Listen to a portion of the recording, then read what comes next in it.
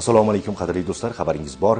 Joriy yilning 1-aprel kunidan boshlab qoidabuzarliklarni onlayn tartibda aniqlovchi kamera va radarlar tomonidan aniqlangan ba'zi qoidabuzarliklar, ya'ni svetoforning taqiqlovchi chirog'iga bo'ysunmaslik, yo'lning qarama-qarshi bo'lagida harakatlanish, to'xtash yoki to'xtab turish qoidalarini buzish, shuningdek tezlik qoidalarini buzish singari qoidabuzarliklar uchun ham jarima ballarini hisoblash tartibi joriy etildi.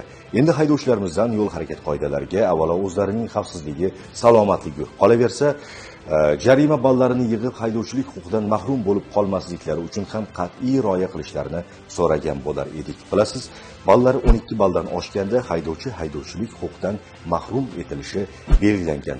Bunda albatta imtiyozli holatlar ham mavjud. Agar haydovchi 6 oy davomida qoidalarni buzmasa, birinchi qoidabuzarligi uchun hisoblangan jarima ballaridan 2 ball chegirib tashlanishi belgilangan. Qolaversa, 12 oy davomida qoidalarni buzmagan haydovchiga imtiyoz tariqasida keyingi davriylikda birinchi yo'l harakat qoidabuzarliklari uchun birinchi jarima balli chegirib tashlanishi belgilangan. Bugun 22-aprel, agar 1-aprel sanasidan hisoblanganda 22 kun davomida hattoki ba'zi haydovchilar 10 ballgacha yig'ib olgan holatlar ham mavjud. Bilasiz, jarima balli olingandan so'ng uni boshqa haydovchiga qaratish, o'chirish yoki boshqa uslublarda o'chirishning umuman imkoni mavjud emas.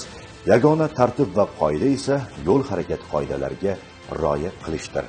Xabarni manfaatli bo'lish uchun haydovchilarga yuborib qo'ying.